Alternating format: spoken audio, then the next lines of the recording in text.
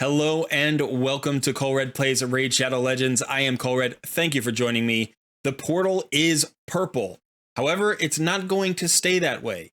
We were expecting this weekend to have a 2x Void Shard event, but instead, Plarium has announced that we will be getting a 2x Sacred event instead of the Void event we were expecting.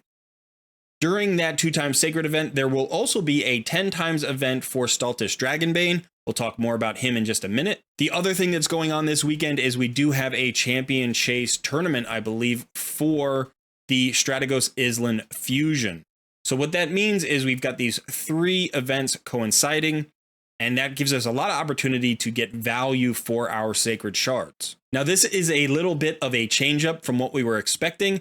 My guess is that when we had our last shard event weekend, our 2x event weekend, we had one of each type. If you will remember, we had a 2x Sacred event on Friday, and then a 2x Void event on Saturday, and a 2x Ancient event on Sunday.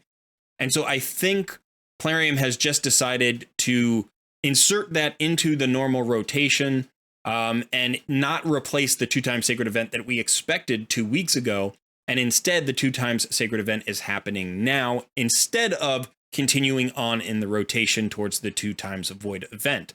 So that's basically what's happening. I would expect that 2 weeks from now, we will get the 2x Void event, and then we'll return to the regular rotation of Ancient, followed by Sacred, followed by Void, followed by Ancient. However, we'll have to see if that 2x everything weekend becomes part of that rotation, and now it's going to be an 8-week rotation instead of a 6-week rotation. We'll have to wait and see. Now, what I wanted to do in today's video is encourage everybody to save their sacred shards for this 2x event. If you're going to pull during this event, you can consider Staltus Dragonbane. He's a very good champion. We're going to talk about just how good he is in a moment. But remember that champion chase tournament that is happening for Island. So if you're going after that fusion, make sure that the timers line up. I am recording this on Wednesday. The video will be posting on Thursday, but we won't have the timers on the events until late Thursday or maybe even Friday. So make sure that you check those timers so that you know when the optimal moment to pull your sacred shards will be, because you want to potentially get part of all 3 events. You want the 2x Sacred, obviously. You may want to go after Staltus Dragonbane, and you also want to make sure that you're pulling during that champion chase tournament. Those events all should start on Friday, but they may not start at the exact same time, so beware.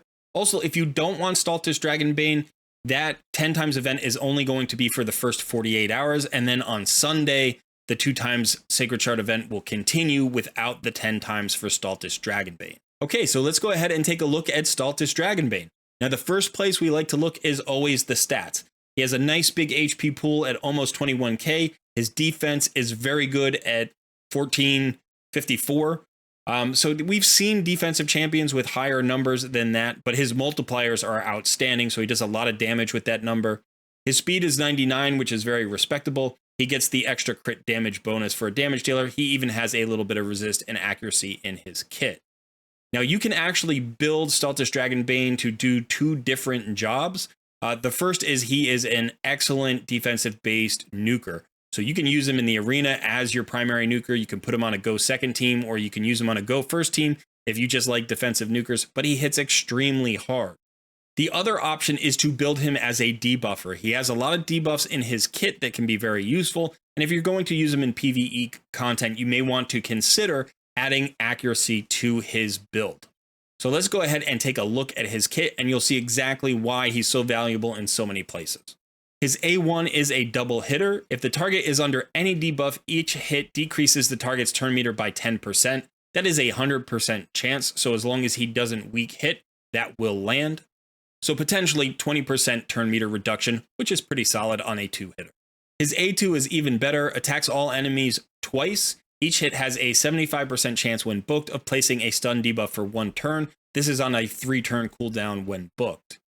Now, it may feel like this is not quite a legendary skill because you might be thinking, it should be a 100% chance, but it is a 2-hitter. It hits very hard, and because each hit has a 75% chance, you're basically looking at about a 94% chance of landing a stun on each target.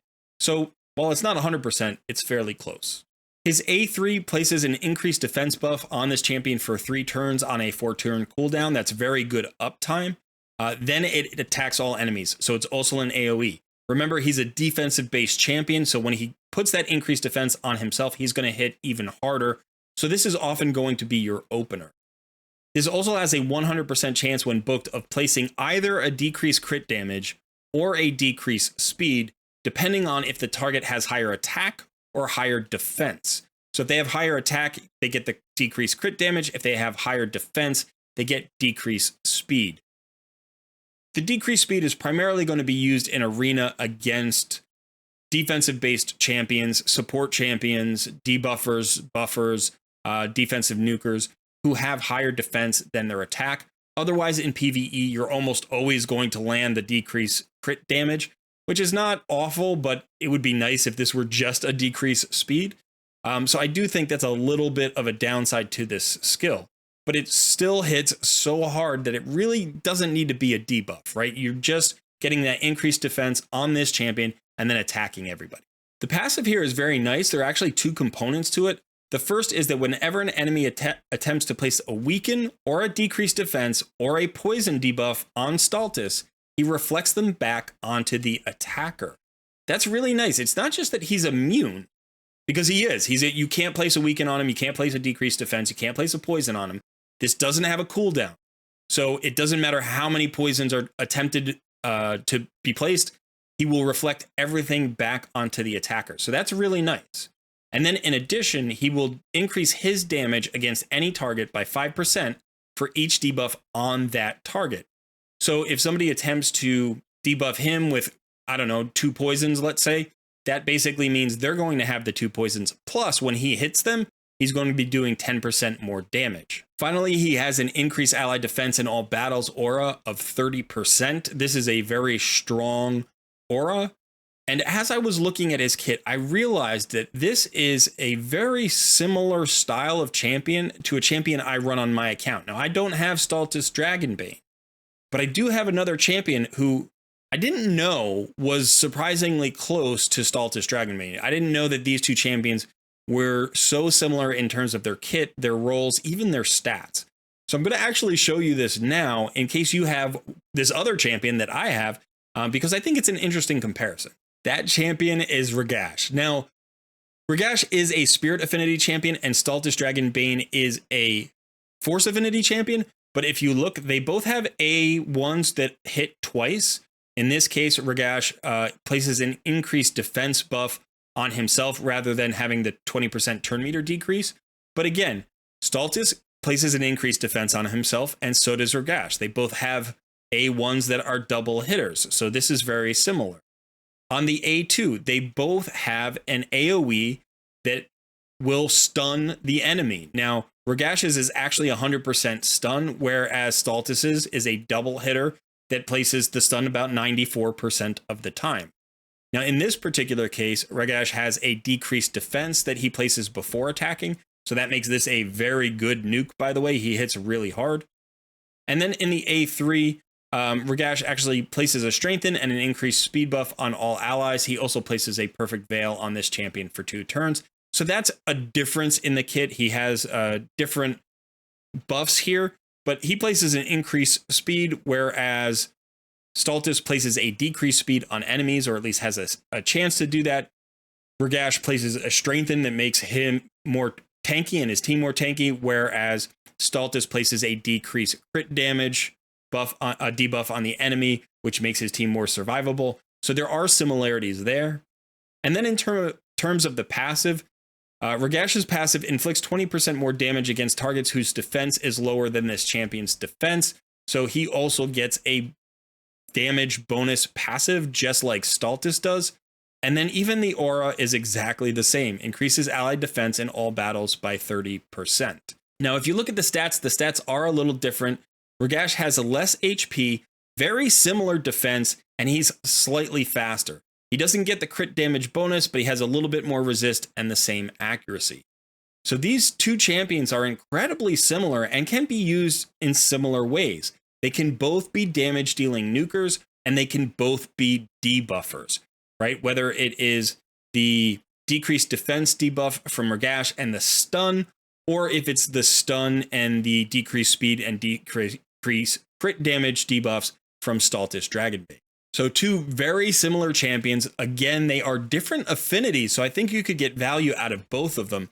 But if you have Ragash, you could say, okay, maybe I don't need a Staltus Dragonbane. Maybe I have that role covered already. Or if you have Ragash and you really like him and you're like, man, I'd love to have him in every affinity. Well, it looks like Staltus is fairly close to that. I do think that when you're looking at Staltus, you want to consider his role, and it may be that you can use him in a different role than Ragash. So for instance, I do think Ragash is a great damage dealer, but I think Staltus is better. His kit is more centered around dealing damage. He has 2 AoEs instead of 1. And he also has that turn meter reduction there on the A1. He hits very hard. He's got that passive that increases his damage. So I do think that this is supposed to be primarily a damage dealing defensive based champion. Now, if you want to use him for that stun, you might want to just kind of squeeze some accuracy onto his kit. But basically, I would go for a build that focuses on defense, on crit rate, crit damage, maybe ignore defense. You want to build him in a Savage set. He's going to be extremely tanky no matter how you build him, but he's going to do a ton of damage in Arena. Ragash might be better as a wave clearing defensive based champion. His AoE stun is 100%, not 94%, so that's really going to be more reliable when you're in places like Doom Tower. But I think both of them will do the job in both places. I use Ragash in the arena all the time, and he's great. And I think you could certainly use Staltus Dragonbane as a PvE carry, especially if you're relatively early in an account. If you're just pulling 2 or 3 Sacred Shards this weekend, and you land Staltus Dragonbane, and you're in the first, 4 to 6 months of your account, this guy is going to become a solution for a lot of places. If you need your nuker, if you need your arena nuker, he can play that role. But even in that build, my guess is he's going to do a lot of work for you in Doom Tower and in dungeons. So think Fire Knight, think Dragon, think Doom Tower waves, think Doom Tower bosses. He's going to be covering you in a lot of those places.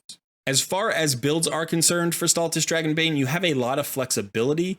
You could put him in a perception set and a speed set, get him some accuracy for that debuffing, make sure you land that stun. You want him to go early in the turn order to get that stun out there and keep pumping out the debuffs. You could also go with a slower build that is more focused on dealing damage, so maybe put him in a Savage set. You also have the option to make him your team tank, maybe put him in a regeneration set or a guardian set or a bolster set. He would do very well in bolster. Add survivability to your entire team, make him a one-man army, frontline kind of tank, and he's going to do that job very well for you. Now, I don't have a Staltus Dragonbane. I definitely am going to be pulling this weekend for the fusion anyway. I hope to pull this guy. He's one of those champions that's high on my list for desired champions. I just love tanks and I love damage dealing defensive based champions. So he actually fits the bill really well. Even though I do have my Ragash, I think that I would like to add this guy to the roster. So while I don't have a preferred build on him yet, I will show you my Ragash's build just so you can have a point of comparison. So as you can see here, I've decided to make my Ragash a debuffer and I've built him in Relentless. So he does have a high degree of accuracy here at 423. He's relatively survivable. I'll show you his full stats. So 57k HP, 4000 defense, which is a really nice mark to hit. I would love to get him a little bit of extra speed, but I don't need him to be high in the turn order. I do primarily use him in arena, and in wave-based content, I typically have turn meter boosters. So he gets plenty of turns. Plus he has that relentless, which means he's going to get additional turns, and he often does. And it can be very helpful in getting back to that stun. Like you saw, his accuracy is over 400. So that's really good for all PvE content for the most part. There are some really high level Doom Tower rooms where that starts to maybe not be quite enough. I wouldn't mind pushing this up to like 450. But if I were going to actually work on a stat here, I think it would primarily be his speed. You'll notice his crit rate is relatively low, as is his crit damage, because I'm using him as a debuffer, not as a damage dealer. But he still hits really hard, even without the 100% crit rate, even with the low crit damage. His normal AoE just hurts. It hurts a lot. So if you were to choose to build either Ragash or Staltus Dragonbane with 100% crit rate and up that crit damage, you would be hitting extremely hard. And if you like defensive-based nukers, these are two of the best in the game. Now, there's one last thing I want to mention, and it isn't really part of the main video, but it's kind of interesting, and I'm wondering if anybody else is noticing this trend. So if you look at today's event, there is a 10 times event on Solus.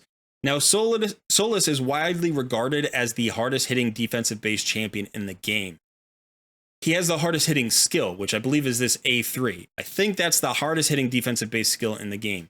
In addition to that, Staltus Dragonbane maybe doesn't have quite the same multipliers that Solus does, but his all-around kit is very hard hitting.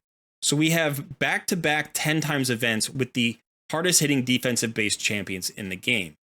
In addition to that, we have had two back-to-back fusions, or back-to-back fusions, I guess we don't have to say it's two. We've had back-to-back fusions centered on tanks, and they are incredibly survivable tanks. So the last fusion preceding this one was for Emic Trunkheart. Now, this is an amazing tank with a lot of survivability, both for himself and for his team. On his A2, he places a shield on all allies. So it's an AoE, and then it places a shield on all allies equal to 30% of this champion's max HP for 2 turns on a 3-turn cooldown. It also decreases the cooldown of all ally skills. So really a lot of survivability here just from this A2. Now the A1 also synergizes because every time he uses his A1, he increases the value of all shield buffs on this champion by 25%, and the value of shield buffs on the ally with the lowest HP by 25%, up to a maximum of 10,000 HP. So he grows shields on himself, he grows shields on his weakest ally. In addition to that, his A3 has an unkillable buff for the whole team. It also places a taunt out there, so he's going to be the primary target. So really a great survivability tank, a great protective tank who is basically going to make sure that your team doesn't die. And then we have the current fusion event that is ongoing right now, which is Strategos Islan, who is another tank. In this particular case, he keeps the team alive through different means than Emic Trunkheart. So his A3 places an ally protection and an increased defense buff on all allies for 2 turns. Also places a shield and counterattack on himself. This is on a 4-turn cooldown, so it is only up for 2 turns on a 4-turn cooldown. But in addition, he has this heal. So whenever he is attacked, he heals himself by 1% for each 500 defense he has. I already think this is a broken passive. It's incredibly strong. He also heals everybody else who's under ally protection by 30% of his heal. In addition to that, he has an AoE that has a chance of decreasing enemy speed. It also has a chance of removing or at least decreasing the duration of enemy buffs by 1. And then on his A1, he has a chance of provoking the enemy. So another tank that's built around keeping his team alive and then surviving for a long time. In Emic's case, it was based on an unkillable buff and a bunch of shields. And in Strategos Islan, he's basically a regeneration tank who has a lot of heals, but he also has a shield as well. So I don't know what's going on right now, but there are a lot of tanks that are being pushed by Plarium. And I do have to admit, I'm a fan of tanks. So I'm actually pretty happy right now. I'm not going to be going for Solus. That is just not something that I'm going to do because I'm not spending Void Shards when it's not a 2 times Void Shard event. But I will be pulling for the Champion Chase event for the Strategos Islan Fusion, which means I'm going to have a chance at that Staltus Dragonbane. It would be crazy to get both of those champions on top of the Emic that I just fused last month. Now I would have 3 top tier tanks. I don't know what I would do with them. Plus I've got my Ragash. So I do love me some tanks, but again, I'm not sure how to use all 4 of those, but I would probably try to figure out a way to use all 4 of them in the same team, and that would definitely be fun for me. Yeah, so anyway, if you've noticed a trend here in terms of the champions that Plarium is pushing, if you have a theory about why maybe they're pushing, I'm not saying I want to indulge in conspiracy theories, but with the launch of Mythic champions, maybe they're trying to get some tanks out there who can withstand either the punishment that these Mythic champions are going to be delivering to our normal teams, or maybe they're pushing tanks because tanks are going to synergize really well with these mythical damage dealers. They're going to be tools for keeping these mythical champs alive and letting them do their work. Or maybe it's none of that and it's just coincidental. I don't know. But anyway, let me know your thoughts in the comments below. If you've enjoyed this video, hit the like button, subscribe to the channel, come join us in the Discord community. Thanks so much for hanging out. I will see you in another video very soon.